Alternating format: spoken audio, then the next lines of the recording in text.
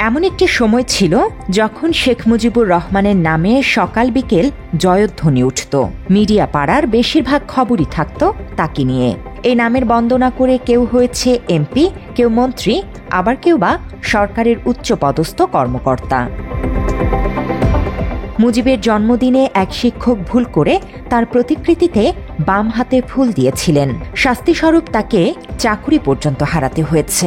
এমন উদাহরণের কথা শুনে নিশ্চয়ই উত্তর কোরিয়ার কথা মনে পড়তে পারে, কারণ সেখানেও রয়েছে এমন অদ্ভুত কিছু নিয়ম। যেমন দেশটির প্রেসিডেন্ট কিম জং উনের বাবার মৃত্যুবার্ষিকীতে কেউ জনসম্মুখে হাসতে পারবে না। কেউ এই নিয়ম ভঙ্গ করলে মৃত্যুদণ্ডও দেয়া হয় তাকে। তবে সময় পাল্টেছে। একসময় যার নামের উপর ভর করে চলত ফ্যাসিস্ট হাসিনার রাজনীতি, এখন সেই নাম বাংলাদেশে অনেকটাই অবাঞ্ছিত। 15 আগস্টে এখন কোথাও হয় ডিজে পার্টি, আবার কোথাও চলে পশু জবাই করে আনন্দের ভুরিভোজ। কিছু অতি উৎসাহী সাংস্কৃতিক কর্মী মুজিবকে নিয়ে সামাজিক যোগাযোগ মাধ্যমে পোস্ট দিয়ে ভূষিত হয়েছে কালচারাল ফ্যাসিস্ট উপাধিতে। মেকআপ করা স্টাইলিশ ছবিতে পড়েছে জুতাপেটা।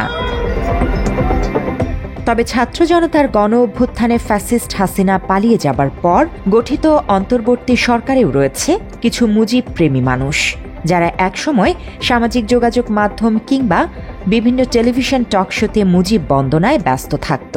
আইন উপদেষ্টা ডক্টর আসিফ নজরুল তাদেরই একজন। তার ফেসবুক পোস্টে যেমন রয়েছে মুজিবের প্রতি আবেগ ও ভালোবাসা, ঠিক তেমনি কখনো কখনো টেলিভিশন টক শোতে এসেও গেয়েছেন মুজিবের গুণগান। সাম্প্রতিক সময়ে এমন বেশ কিছু পোস্ট এবং ভিডিও সামাজিক যোগাযোগ মাধ্যমে ভাইরাল হয়েছে। এগুলো দেখে অনেকে তার সমালোচনা করছে, আবার অনেকেই করছে ট্রল। মাত্র 30% টাকায় জমির মালিক হয়ে নতুন বাংলাদেশের গড়ে তোলার স্বপ্ন দেখা বাংলা বসতি। 2020 সালে 17 মার্চ মুজিবের জন্মদিনে আসিফ তার এক ফেসবুক পোস্টে লিখেছিলেন, মুজিবকে ভালোবাসতে হলে আওয়ামী লীগ করার প্রয়োজন নেই, দরকার শুধু যুক্তিবোধ আর মনুষ্যত্ব। আসিফ নজরুল অন্তর্বর্তী সরকারের আইন উপদেষ্টা হিসেবে দায়িত্ব গ্রহণ করলে তার এই পোস্ট পুনরায় ভাইরাল হয়। সেই পোস্টের কমেন্ট সেকশনে গিয়ে রেজাউল হক নামে একজন লেখেন, আসিফ নজরুল না জন্মালে জাতি সারা জীবন একজন বড় মাপের বহুরূপী মানুষকে মিস করত। অন্যদিকে শাহজাহারুল ইসলাম তৌহিদ নামে একজন কিছুটা ব্যঙ্গ করে লেখেন, আসিফ নজরুল হয়তো পোস্ট ডিলিট করতে ভুলে গেছে।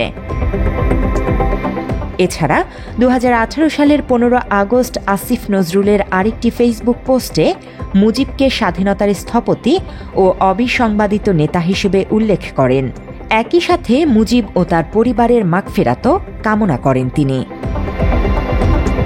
এর আগে দেশের একটি বেসরকারি টেলিভিশন টক শোতে মুজিবের অসমাপ্ত আত্মজীবনী বইয়ের প্রশংসায় পঞ্চমুখ হতে দেখা গেছে আসিফকে। আফসোস করে তিনি বলেন, মুজিবের মতো এত বড় একজন নেতা বাংলাদেশে জন্ম নিয়েছে। বইটি প্রকাশের আগে মানুষ তা বুঝতেই পারেনি। এত বড় একটা নেতা বাংলাদেশে জন্ম নিয়েছিল আমরা কোনোদিনও রিয়েলাইজ করতে পারলাম না until the publication of this book. বইটিতে কিছু ঘটনা তুলে ধরা আছে যা মুজিব না লিখলে অন্য কারো পক্ষে লেখা সম্ভব ছিল না বলেও মনে করেন আইন উপদেষ্টা। এবং এই বইটা আমি পুঙ্খানুপুঙ্খভাবে চেষ্টা করেছি বোঝার জন্য এখানে কোনো কিছু ডিস্টর্ট করা হয়েছে নাকি, এখানে কোনো কিছু ডিস্টর্টও করা হয় নাই। তার এসব মন্তব্য পুরনো হলেও নতুন করে নেটিজেনরা তীব্র প্রতিক্রিয়া জানিয়েছেন। অনেকে আবার এসব পোস্ট সামাজিক যোগাযোগ মাধ্যমে শেয়ার করে ট্রলও করছেন। মূলত দেশের একটি বেসরকারি চ্যানেলের খবরে মুজিবের অসমাপ্ত আত্মজীবনীর লেখক নিয়ে করা খবরের পর আলোচনায় এসেছেন আসিফ নজরুলও। Desk report, Bangla addition.